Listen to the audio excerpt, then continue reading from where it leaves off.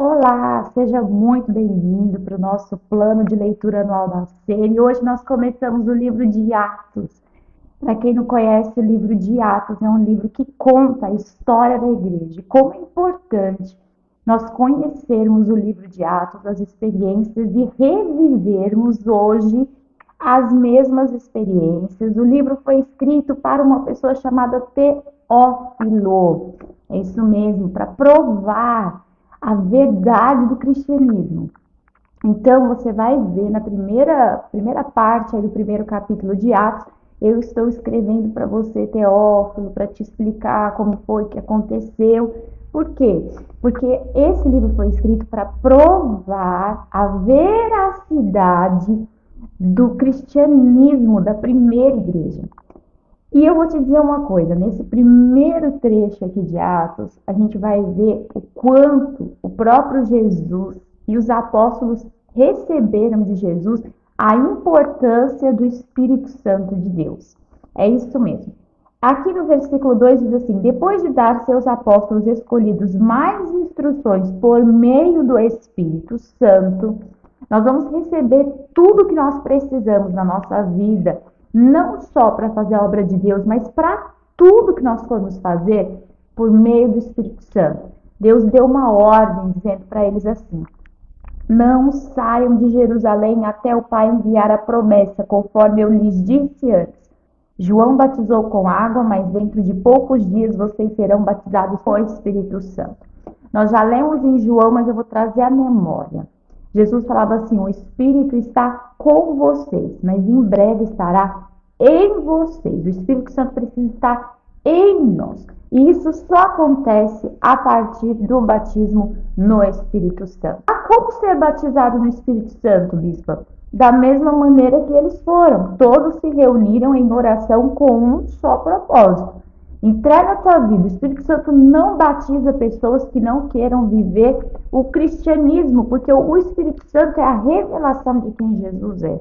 Então, a primeira coisa, se você ainda está querendo viver no mundo, começa a pedir ao Espírito Santo que está com você para operar arrependimento no teu coração. Para aí sim, uma vez arrependido, desejoso de viver a graça de Deus, ele possa passar a estar em você através do batismo no Espírito Santo. O batismo no Espírito Santo ele pode acontecer na igreja, ele pode acontecer na sua casa. Você só precisa de estar entregue em oração. Peça todos os dias, todo o tempo que você entrar na presença de Deus: Deus, me batiza no Espírito Santo, eu preciso tê-lo na minha vida. Trabalha, Senhor, eu quero ter a revelação do Senhor na minha vida. E com certeza o Espírito Santo vai sim te batizar.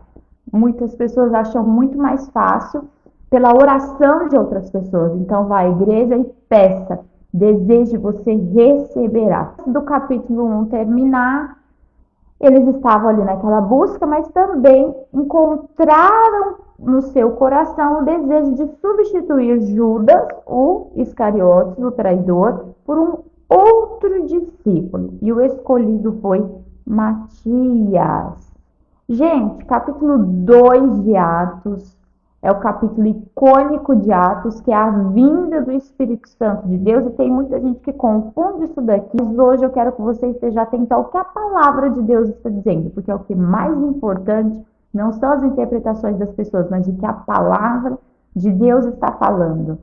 E aqui diz o seguinte no versículo 2: de repente veio do céu um som como de um poderoso vendaval, e encheu a casa onde estavam sentados. Então surgiu algo semelhante a chamas ou línguas de fogo que pousaram sobre cada um deles. Todos ficaram cheios do Espírito Santo e começaram a falar em outras línguas, conforme o Espírito os falava.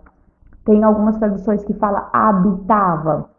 Mas aqui as pessoas dizem: mas não é necessário falar em línguas. Pois é necessário falar em línguas, porque quando o Espírito Santo vem e nos batiza, o sinal do batismo do Espírito Santo é o falar em línguas, tá certo? É impossível que uma pessoa esteja batizada no Espírito Santo e não fale em línguas, tá certo? Outra coisa, naquela época, judeus devotos de todas as nações viviam em Jerusalém. Quando ouviam o som das vozes, vieram correndo e ficaram espantados, pois cada um deles ouvia em seu próprio idioma. Tem muitas pessoas que falam o seguinte, que eles estavam falando em outros idiomas e não nas línguas do Espírito. Não, eles ouviam em seu próprio idioma. Não, a Bíblia não diz que eles falavam outro idioma.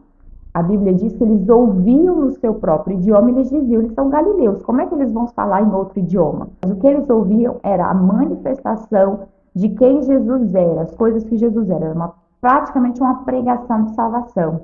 Então, assim, nós falamos em línguas, e quando nós falamos em línguas, nós não entendemos.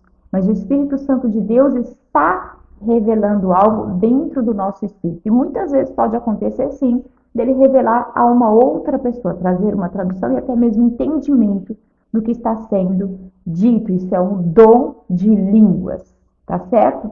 Bom, Pedro ainda aproveita aquela situação toda, aquele monte de gente, e começa a pregar sobre Jesus. E o que é muito lindo é que Pedro não prega sem entendimento. Pedro estava preparado para falar de Jesus. E é isso que nós precisamos trazer para a nossa vida como discípulos de Jesus aqui na Terra. Nós precisamos estar preparados para falarmos de Jesus a todo momento e a todo instante.